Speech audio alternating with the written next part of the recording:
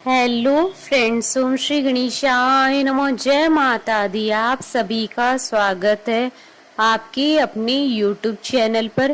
Friends, आज हम आपको इस वीडियो में बताने जा रहे हैं कि गुप्त नवरात्रि के दूसरे दिन दूसरी महाविद्या माता तारा देवी की उत्पत्ति की कथा और महत्व के बारे में, जिसको सुनने मात्र से ही प्राप्त होती है सुख समृद्धि और होती हैं सभी मनोकामनाएं शीघ्र ही पूर्ण। फ्रेंड्स, वीडियो शुरू करने से पहले आपसे रिक्वेस्ट है, अगर आप हमारे चैनल पर नए हैं और आपने अभी तक चैनल को सब्सक्राइब नहीं किया है तो प्लीज सब्सक्राइब कीजिएगा चैनल को। साथ ही प्रेस कीजिएगा बेल आइकन को, जिससे नए वीडियो से रिलेटेड नोटिफिकेशन आपको तुरंत प्राप्त हो सके। और वीडियो पसंद आने पर वीडियो को लाइक और शेयर जरूर कीजिएगा, ताकि सभी भक्तों को इस वीडियो का लाभ प्राप्त हो सके। और कमेंट बॉक्स में जय माता दी जरूर लिखिएगा। आज गुप्त नवरात्रि का दूसरा दिन है। गुप्त नवरात्रि के दूसरे दिन माँ काली के स्वरूप महाविद्या तारा देवी की पूजा अर्चना की जाती है। तारा देवी को शमशान की देवी कहा जाता है। पौराणिक कथाओं के अनुसार माँ तारा देवी की अवतार की कथा समुद्र मंथन की कथा से जुड़ी हुई है। एक समय अमृत की प्राप्ति के लिए देवताओं और दैत्यों ने समुद्र मंथन किया था। जब समुद्र मंथन आरंभ हुआ तो सबसे पहले समुद्र से हलाहल विष निकला। उस विष की ज्वाला से सभी देवता तथा दैत्य जलने लगे और उनकी कांति फीकी पड़ने लगी। इस पर सभी ने मिलकर भगवान शंकर की आराधना शुरू कर दी। उनकी प्रार्थना पर महादेव जी उस विष को हथेली पर रखकर उसे पी गए, किंतु उसे कंठ के नीचे नहीं उतरने दिया।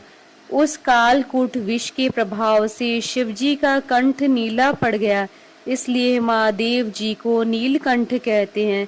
इस तरह भगवान शिवजी ने दुनिया को विनाश से बचाया, लेकिन विष के शक्तिशाली प्रभाव से महादेव जी के गले में जलने से होने वाली पीड़ा रुकने का नाम नहीं ले रही थी। तब देवी भगवती माँ तारा के रूप में प्रकट हुई और भगवान शिव जी ने शिशु का रूप लिया। देवी भगवती ने माँ तारा के रूप में शिव जी को अपनी गोद में ले लिया और भगवान शिव जी को अपना अमृतमय दुग्ध पान करवाया।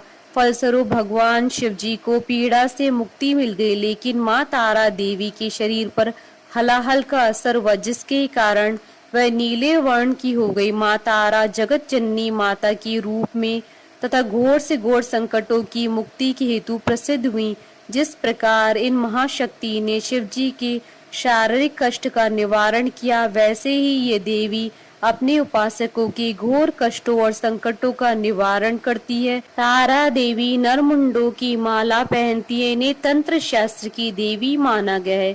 इनकी पूजा से सारे कष्ट मिट जाते हैं। तारा देवी के 3 रूप हैं, उग्र तारा, एक जटा और नील सरस्वती। भगवती काली को ही नील रूपा होने के कारण तारा भी कहा गया।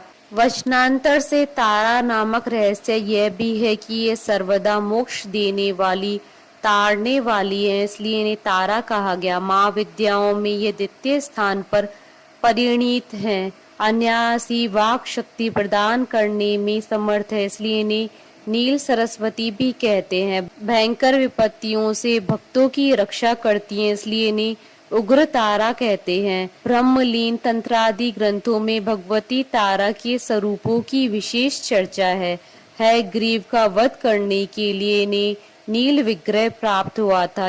ये शव रूप शिव पर प्रत्यालीड मुद्रा में आरूढ़ है। भगवती तारा नील वर्ण वाली, नील कमलों के समान 3 नेत्रों वाली तथा हाथों में कैंची, कपाल, कमल और खड़ग धारण करने वाली हैं। ये व्याघ्र चर्म से विभूषिता तथा कंठ में मुंडमाला धारण करने वाली है। शत्रुनाश, वाक शक्ति प्राप्ति तथा भोग मोक्ष की प्राप्ति के लिए तारा अथवा उग्र तारा की साधना की जाती है।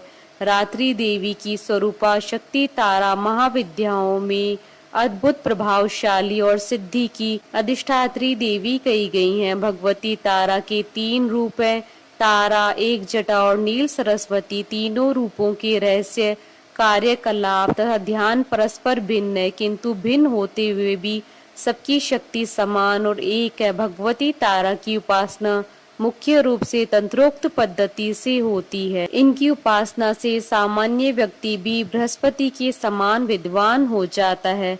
भारतवर्ष में सर्वप्रथम महर्षि वशिष्ठ ने तारा की आराधना की थी, इसलिए तारा को वशिष्ठ ताराधिता तारा भी कहा जाता है। वशिष्ठ जी ने पहले भगवती तारा की आराधना वैदिक रीति से करनी प्रारंभ की, जो कि सफल न हो सकी। उन्हें अदृश्य शक्ति से संकेत मिला कि तांत्रिक पद्धति के द्वारा उपासना करे। जब वशिष्ठ जी ने तांत्रिक पद्धति का आश्रय लिया तब उन्हें सिद्धि प्राप्त हुई। यह कथा आचार तंत्र में वशिष्ठ मुनि की आराधना उपाख्यान में वर्णित है। पौराणिक मान्यताओं के अनुसार देवी तारा की उत्पत्ति मेरू पर्वत के पश्चिम भाग में चोलाना नदी के तट पर हुई है। ग्रीव नाम के दैत्य के वध हेतु देवी माँ काली ने ही नीलवर्ण धारण किया था।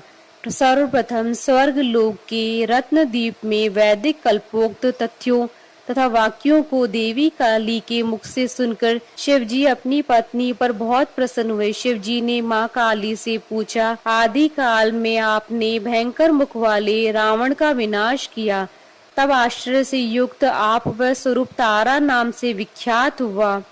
उस समय समस्त देवताओं ने आपकी स्तुति की तथा आप अपने हाथों में खड़ग नरमुंड वार तथा अभय मुद्रा धारण की हुई थी। मुख से चंचल जीवा बहार कर आप भयंकर रूपवती प्रतीत हो रही थी। आपका वह विकराल रूप देख सभी देवता भय से आतुर होकर कांप रहे थे।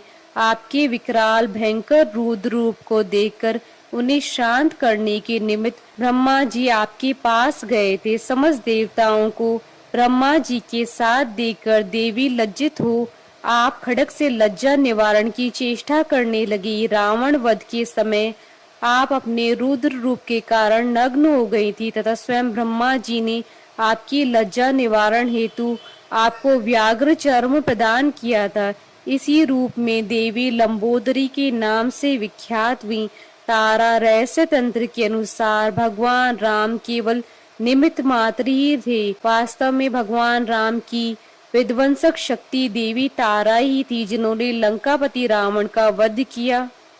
चैत्र मास की 9वीं तिथि और शुक्ल पक्ष के दिन तारा रूपी देवी की साधना करना तंत्र साधकों के लिए सर्व सिद्धि कारक माना गया है। शत्रुओं का नाश करने वाली, सौंदर्य और रूप ऐश्वर्य की देवी तारा आर्थिक उन्नति और भोग दान और मोक्ष प्रदान करने वाली है।